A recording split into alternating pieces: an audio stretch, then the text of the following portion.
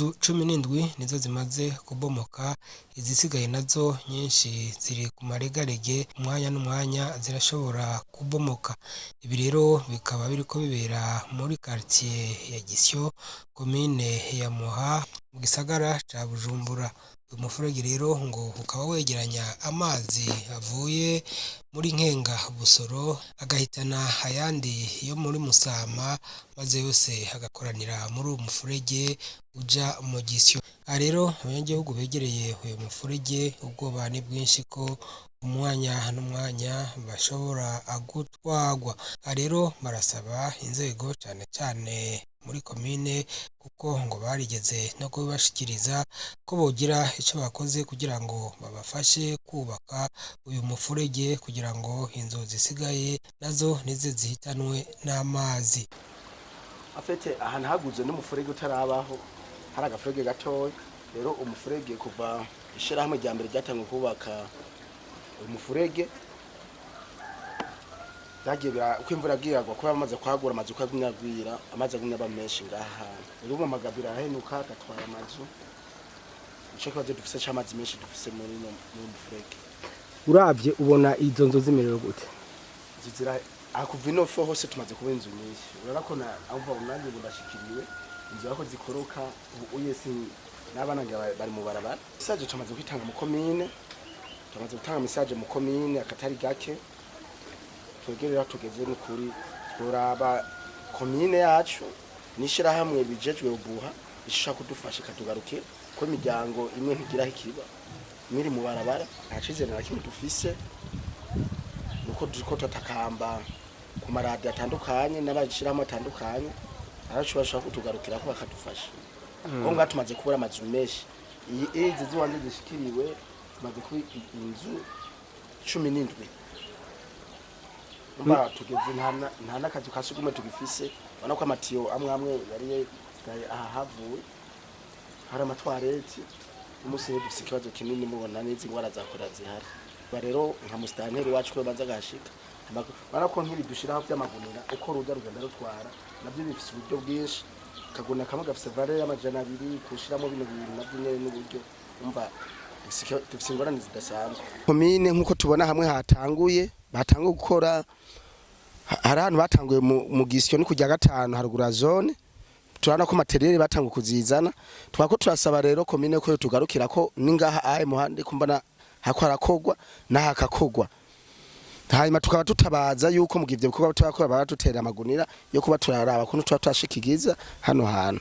Twebwe nk'abanyagihugu turi ngaha twako turasaba ishirahamwe ubuha, kandi ubuha ndazi kwirongowe n'abavyeyi batahuri bazuturimo babona ingorane dufise.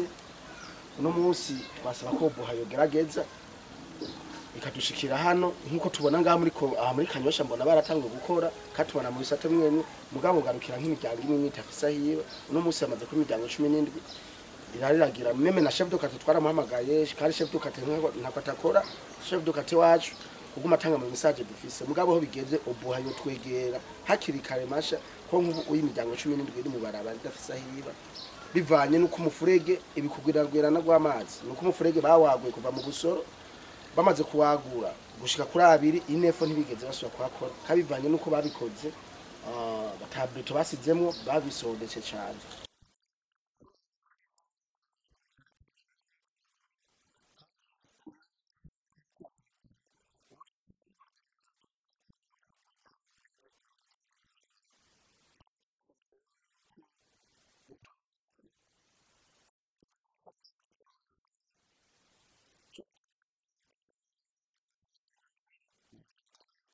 Uyu nawe agasaba abariko bakoresha iyi mashini ni hagufi yaho cane ko boza bakabafasha gukora uyu mufurege. Aho imvura iguye abantu turyama ati ntibuca, imitima ikarara ihagaze kubera uwo mufurege. Dusaba yuko yo dutunganiza kubaka imifurege nk'uko ihayirubaka handi hose ku bantu bageramiwe n'inzuzi nk'izi. Ariko urabona uyu mufurege ko ari munini, ufatiye Nkenga Busoro ukaduga kujya 4 yose amena ngaha. Bomba rero atagikozwe uko kwa 4 abantu tuzotwagwa nta kunda atacamira. Akico dusaba ko umuvyeyi ari leta bokuba ku mufurege, hanyuma abantu bakajya mu mutima utekanye. hana ko tuba kumanga imisoni gumitwagwa ibiki kwari hatari nawe mumenyesha makuru urabibona iyo imvura iguye nyene umuntu aguma hanze nyene kuraba yuko nivyo twagiye dutambika hasi bibisunu urabibona nawe ko bidahava ngo bigende bitume hasenuka n'ubusigarira twagiye dukingira hasi kwanka yuko bidashobora kugenda twebwe ico dusaba ku bantu bahe barakingira ino poto hano abona ko baje kuyubakira nayo igeramiwe twakomye induru nta na hamwe tutageze dukoma induru twosaba uko bahe barakingira niyo poto ko bace baje bagakingira n'uyu mufurege kubwa aya mazi aca muri uwo mufurege nta mazi ateye ubwo batamuntu numwe ashobora kuyazabuka iyi imvura yaguye ko ariho batumucafu ibivi iyo ruguru mu isoko byose bahomoreramo ibivuye mu mazu byose imvura iguye baca barekuriramwo bagatereramo aba bobo amazu yabo yaramaze kugenda basaba rero ko leta yogira icyo ikoze bakabimurira ahandi hantu kugira ngo baje kuraba ko bohaba mu mutekano.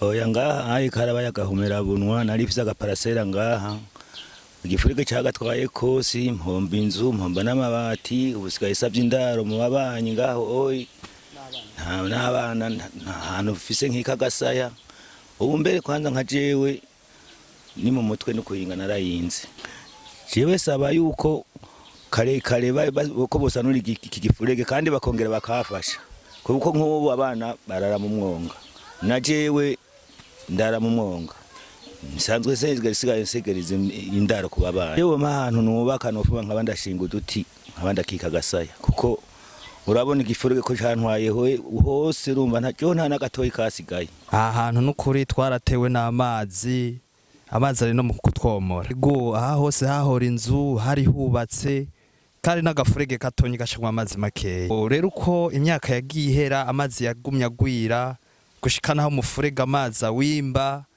inzu zose ziratwagwa aha bamwe twahatswe no kurara hanze kubw'uyu mufurege boraba bakaza bakadukora no mufurege ego bakaza bakadutunganiriza bakadufasha n'umuvyeyi wa twese nukuri irahafise leta yoraba ikaduha ikatwimura ikaduha ahandi ego ikatwubakira n'umuvyeyi wa twese leta kononekara kweri harononekana nk'uko mubibona ni ukuvuga ngo aha tumaze igihe dusaba ubufasha twarabishikirije na musitanteri turamubwira ikibazo cyo ngaha ahantu nyere kimeze kuva mu mwaka wa 2020 tubishikiriza ariko ntituraronka inyishu twasaba ubufasha nukuri barabe uko badufasha nukuri turageramiwe urabona nk'aha hantu ufise n'abana mu kuja mu bwiherero birabagora hari abo tutora batembagare hano mu gifurege tukabakurayo urumva nyene turageramiwe nyene mu majambo make nukuri turabangamiwe gose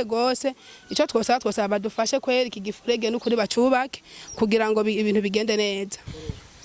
Umva iki kibazo tugishikiriza musitanteri wacu kuko ni warongoye komine yacu hama nimba mu komine yacu ataburyo buhari badushikire hejuru muri obuha kugira ngo badufashe kino gifurege kuko amazu yacu yaheze abomagurika iparasera zacu zose zaheze kanatsinda tuzohaba dusanga n'abana bagize baguye mu gifurege turyamye kuko uraryama kumva inzira gigutse irakorotse.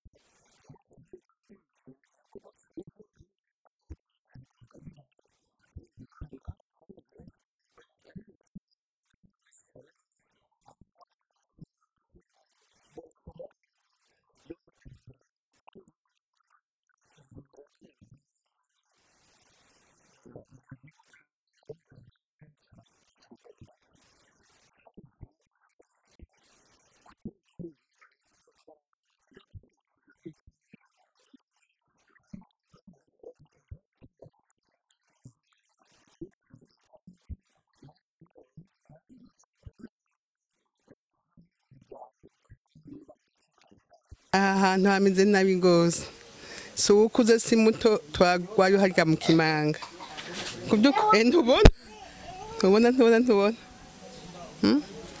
maze kugwayo katatu kose ngaho bansamira harya none ku by'ukuri makwiye ko mu birabe ingene mu bidukore tukabona ingene abana bobaho neza cyangwa n'abakuze bakabaho neza mukatukore uwo mufurege ukagenda neza kuko n'uruzi rwisi cyane ruhace umengo ni Tanganyika kandi n'amazu ntameze neza gumanya uganga turi mu kugwa aho mu Kimanga n'aya mazu yacu none yo mwijoro ntituryama ariho mwumenya ko umufurege wagiye uraguka buke buke ubu rero ukaba waramaze kumera nk'imanga.